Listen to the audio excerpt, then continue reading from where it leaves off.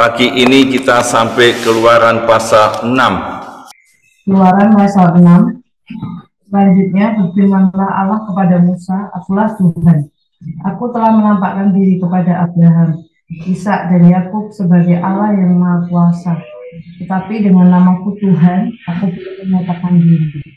Bukan saja aku telah mengadakan perjanjianku dengan mereka untuk memberikan kepada mereka tanah Kanaan, tempat mereka tinggal sebagai orang asing. Tetapi aku sudah mendengar juga orang Israel yang telah diperbudak oleh orang Mesir, dan aku ingat kepada perjanjianku.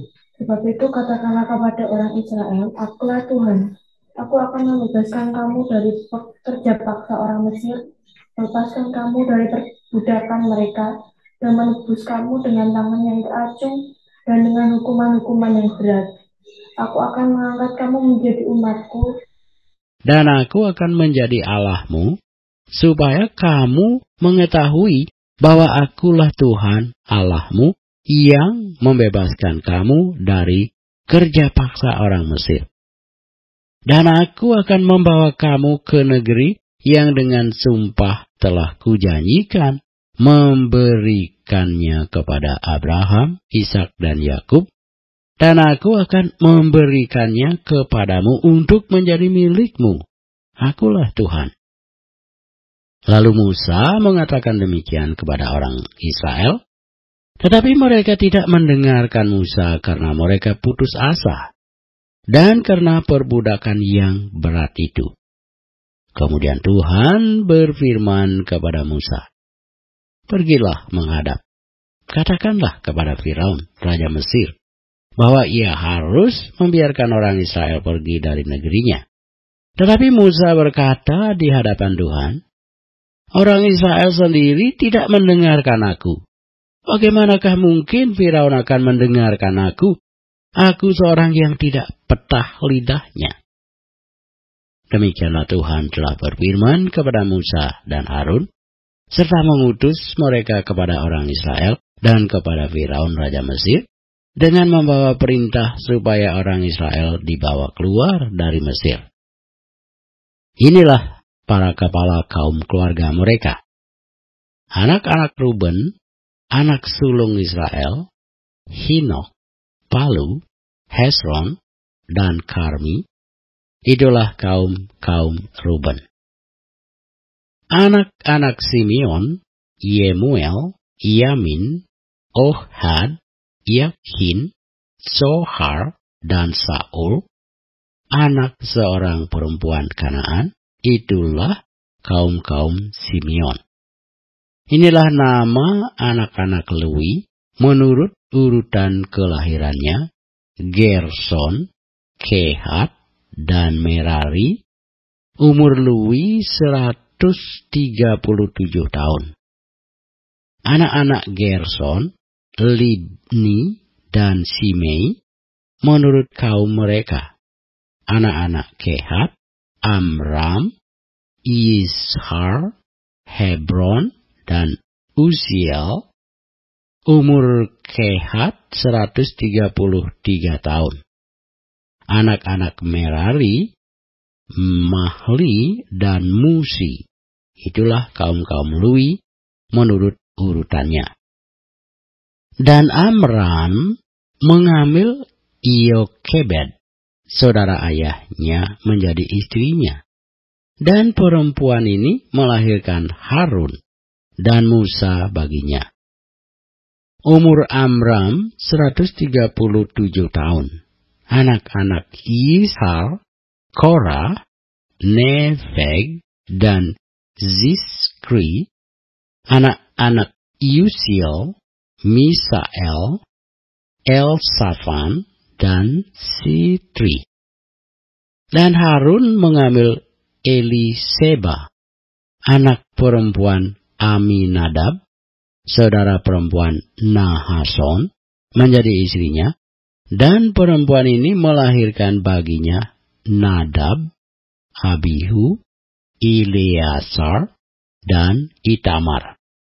Anak-anak Korah, Asir, Elkana, dan Abis Asaf. Itulah kaum-kaum orang Korah.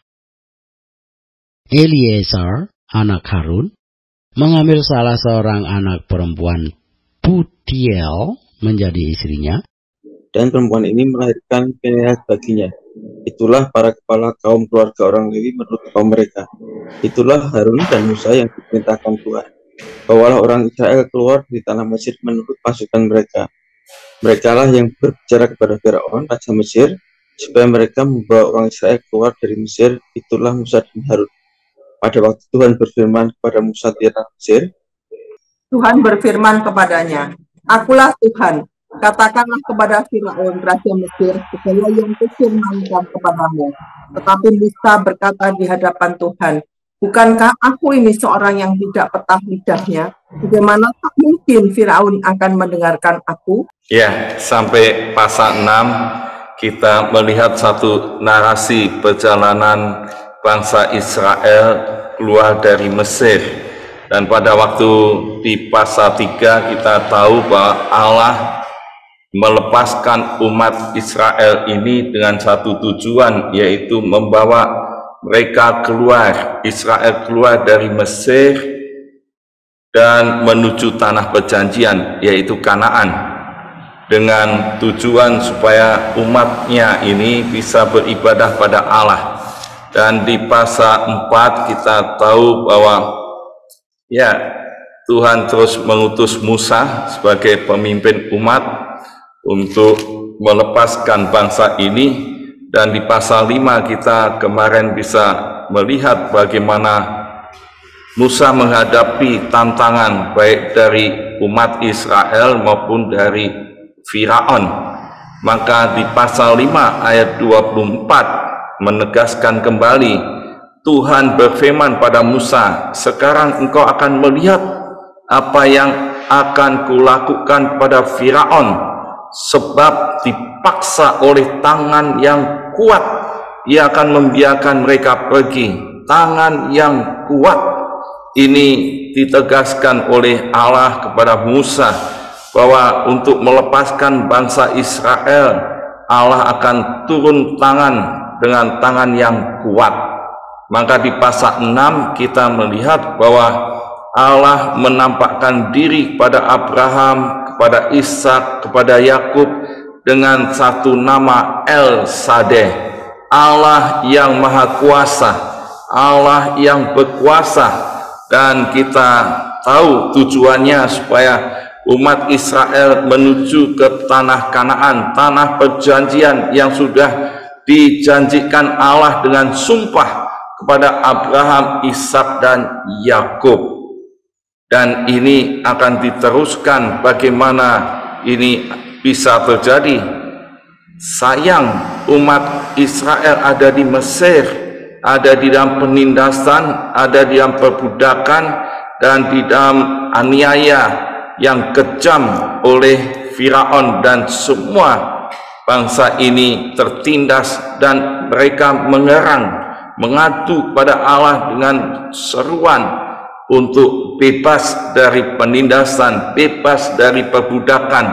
Bagaimana sekarang cara Allah melepaskan ini? Kita bisa melihat bahwa Allah mengutus Musa. Allah mengutus Musa untuk memberitahu pada Firaun bahwa ada El Shaddai, Allah yang maha kuasa, akan dengan tangan yang kuat akan melepaskan bangsa Israel dari Mesir. Dan akhirnya kita bisa melihat bagaimana prosesnya ini. Di ayat-ayat selanjutnya Allah punya tujuan dengan jelas. Kalau bangsa Israel ini keluar dari Mesir, apa yang harus dilakukan, apa yang harus diperbuat? Kalau umat Israel keluar dari penindasan, perbudakan, aniaya, tekanan, paksaan, apa yang harus dibuat oleh bangsa ini? Maka Allah memberitahu dengan jelas di ayat 6, "Aku akan mengangkat kamu menjadi umatku, dan aku akan menjadi Allahmu, supaya kamu mengetahui bahwa akulah Tuhan Allahmu. Tuhan Allahmu. Dalam konteks ini kita melihat El Shaddai, Allah yang maha kuasa. Kalau dia sudah bebas, mereka akan beribadah pada Allah yang maha kuasa. Dan inilah penekanan yang ditegaskan oleh Allah kepada Musa untuk disampaikan kepada Firaun, disampaikan pada orang Israel, supaya mereka sekarang tahu ada Allah yang maha kuasa. Dan yang kedua, dia akan membawa umat Israel ke tanah perjanjian. Di ayat 7, aku akan membawa kamu ke negeri yang dengan sumpah telah kujanjikan memberikannya kepada Abraham, Ishak dan Yakub. Aku akan memberikan kepadamu untuk menjadi milikmu. Tanah perjanjian Kanaan akan menjadi umat Israel. Jadi di sini Allah memberikan berkatnya, memberi fasilitas, memberikan satu tanah yang bebas, tanah yang merdeka, yang penuh susu dan madu, tanah yang berlimpah berkat memelihara untuk umat Israel, yaitu tanah perjanjian. Dan ini yang ditegaskan apa maksud dan tujuan Allah membebaskan bangsa Israel dari Mesir. Dan dari proses ini di pasal 6, sebelum Allah menekan Firaun dengan tangan yang kuat dan menunjukkan kuasanya yang begitu luar biasa, melebihi dari kekuasaan Firaun, melebihi dari dewa-dewa yang ada di Mesir pada waktu itu, dengan mendemonstrasikan 10 tulah yang menunjukkan Allah Shaddai, Allah yang maha kuasa, lebih berkuasa kepada apa saja yang ada di dunia waktu itu. Mesir yang merupakan simbol kekuasaan yang hebat, tangan Allah yang kuat mengalahkan dan membebaskan bangsa ini. Jadi kita tahu sekarang di awal Allah sudah merencanakan, menghendaki, punya tujuan bangsa Israel bebas dari Mesir untuk beribadah kepada Allah dan menjadi umatnya. Dan inilah satu perbedaan yang tajam yang kita bisa melihat. Kalau bangsa Israel masih ada di Mesir waktu itu, dia akan dalam penderitaan, akan ada dalam kesusahan, aniaya, dikerja paksa oleh mandor-mandor dengan kerja rodi yang semakin tertindas dan begitu jahatnya, begitu beratnya, sampai mengerang, berseru pada Allah. Ini menunjukkan kalau dia masih ada di Mesir, maka kekuasaan ada di ilah-ilah, dewa-dewi yang ada di Mesir, dengan tangan Firaun yang berkuasa, yang menekan, dan akibatnya ada di dalam penderitaan. Tetapi kalau dia bebas dan dia menjadi umat Allah dan beribadah kepada Allah, kita bisa membandingkan bahwa Allah yang maha kuasa, Allah Tuhan yang maha kuasa, yang memberikan kebebasan, memberikan penghiburan, berkatnya, dan sukacita, damai sejahtera, dan bisa beribadah, dan diberikanlah tanah perjanjian yang berlimpah susu dan madu, ada di dalam pemeliharaan Allah. Kalau dia ada di dalam Allah yang maha kuasa, maka praktisnya umat Israel harus beribadah pada Allah dengan taat, dengan tunduk kepada otoritas Allah, kekuasaan Allah.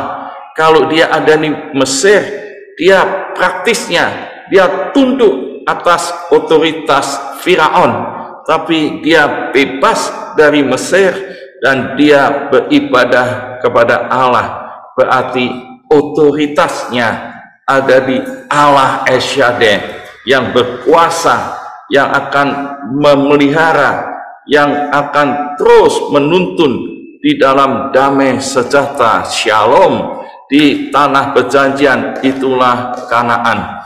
Maka kita juga bisa melihat apa yang Allah tunjukkan di sini tentang nenek moyang Musa.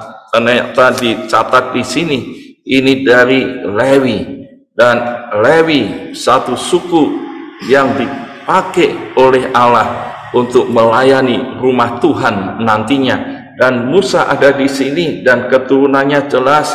Dia punya bapak namanya Amram dan ibunya Yokebed, dan ini terus ada di dalam keturunan Lewi.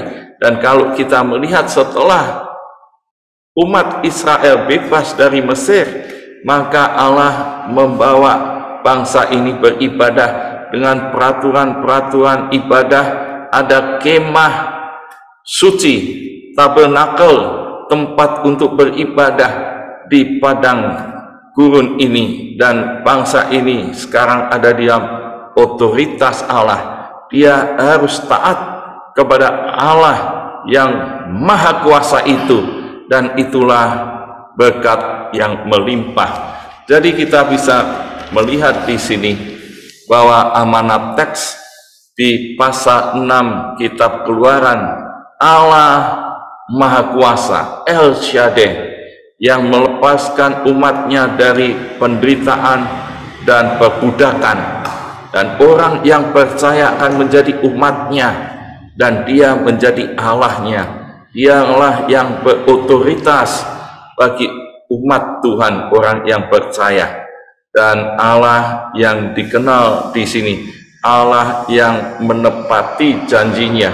Kalau dia sudah berjanji, bersumpah, pasti terlaksana. Sekalipun ada tantangan, ada rintangan umat Israel ditindas di Mesir, tapi harus terjadi sesuai dengan rencana Allah, karena Allah yang Maha Kuasa. Maka hari ini biarlah saudara mengaplikasikan firman Tuhan ini. Apakah saudara sudah menjadi umat Allah? Apakah saudara tetap mau ditindas dengan kekuasaan lain yang membuat penderitaan, membuat perbudakan, tidak ada damai sejahtera? Jadilah umat Allah dalam Yesus Kristus, ada kehidupan kekal, dibebaskan dari dosa, ada damai sejahtera, sukacita, dan hidup yang kekal. Yang kedua, apakah saya meyakini bahwa Allah yang Maha Kuasa itu Allah yang sanggup menolong di mana saja, tantangan apa saja? El Shaddai, dia akan menolong kita. Dan yang ketiga, apakah saya selalu pegang janji Tuhan, tetap mengimani, karena Allah akan melakukan janjinya sesuai dengan kehendaknya. Tuhan Yesus memberkati. Amin. Mari kita datang kepada Tuhan, kita mau sembah Dia, kita mau tinggikan Dia Allah yang berkuasa. Kita akan pujikan Tuhan hadir di bait kudus-Nya. Saat umat mencari wajah-Nya, kita percaya saat kita mencari wajah Tuhan, Allah hadir, Allah menjamah, menolong, memberikan kekuatan buat setiap kita.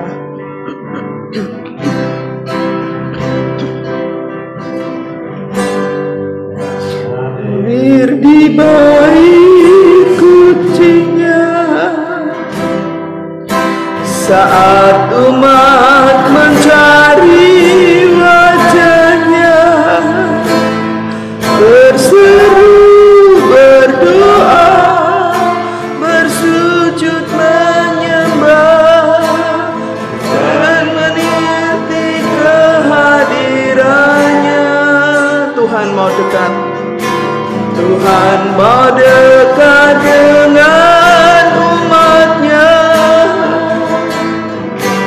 yang datang dengan segenap hatinya, seru berdoa, bersujud menyembah, dan menikmati kehadirannya. Hadiratmu, hadiratmu,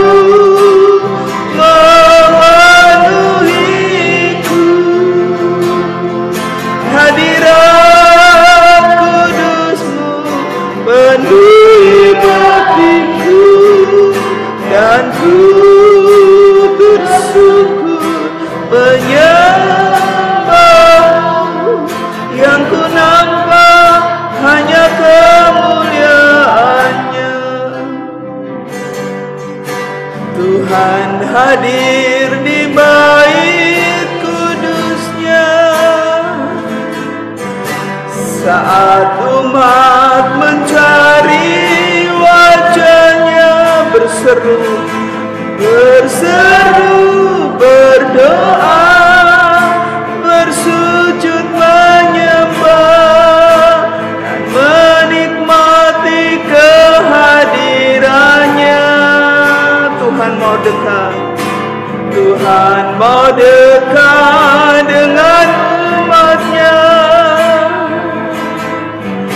yang datang dengan segenap hatinya, berseru, berdoa, bersujud menyembah, dan menikmati kehadiran-Nya. Hadirat-Mu, memenuhiku. Hadirat kudus-Mu penuhi hatiku, dan ku bersyukur menyembah-Mu. Yang ku nampak hanya kemuliaan-Mu. Hadirat-Mu, hadirat-Mu memenuhiku. Hadirat kudus-Mu penuhi hatiku, dan ku bersyukur menyembah-Mu. Yang ku nampak hanya kemuliaan-Mu. Hadirat-Mu, hadirat-Mu memenuhiku. Hadirat kudus-Mu penuhi hatiku, dan ku bersyukur menyembah-Mu. Yang ku nampak hanya kemuliaan-Mu. Yang ku nampak, yang ku nampak hanya kemuliaan-Mu. Yang ku nampak, yang ku nampak hanya kemuliaan-Mu. Haleluya. Kita bersyukur karena kita punya Allah yang maha kuasa, Allah El Shaddai, Allah yang terus akan menolong, menyertai kita. Kita boleh mengalami Tuhan dan terus pegang janji Tuhan, mengalami mujizat demi mujizat, dan kita mau tetap setia, dan pengharapan kita di dalam Dia tidak sia-sia. Mari kita mengucap syukur. Bapa, aku bersyukur kepadamu ya Tuhan, karena Tuhan aku boleh memiliki Allah yang berkuasa, Allah El Shaddai. Kami percaya bahwa Engkau lebih besar dari setiap masalah hidup kami. Engkau lebih besar dari segala sesuatu yang menghalangi pengenalan kami akan Engkau. Tuhan, aku rindu supaya Tuhan hari-hari ini aku boleh mengalami, kami semua boleh mengalami Tuhan pertolongan Tuhan, mujizat Tuhan, mengalami kebaikan dan anugerah Tuhan, mengalami kemahakuasaan Tuhan, mengalami ketuhanan Yesus dalam hidup kami, supaya makin hari kami makin setia, makin berpegang kepada janji-Mu, karena janji-Mu itu ya dan amin. Kami mengucap syukur kepadamu Tuhan. Terima kasih Tuhan, terima kasih. Terima kasih Tuhan, terima kasih.